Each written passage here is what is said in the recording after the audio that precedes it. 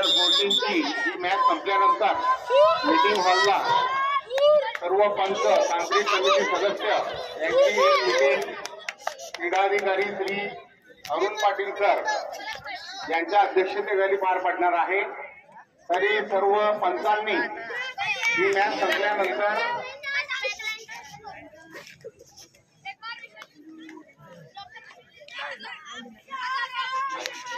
लगेच त्या ठिकाणी सर्वांनी उपस्थित व्हायचे मीटिंग हॉलला।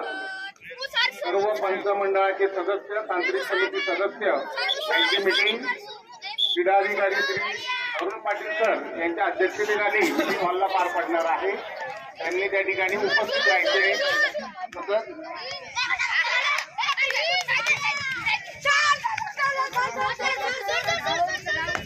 या मीटिंगसाठी जिल्हा क्रीडाधिकारी वाळसू मॅडम ह्या पण उपस्थित राहणार आहेत। तरी संबंधितांनी याची नोंद घ्यायची।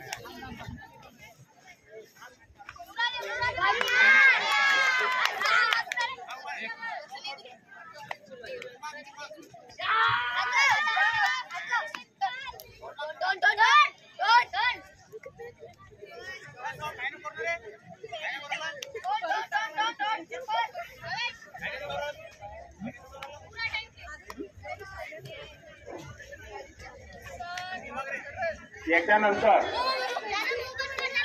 ही मॅच 14 ची मॅच संपल्यानंतर 14 वर्ष वयोगटाच्या गटातील शेवटची मॅच असणार आहे।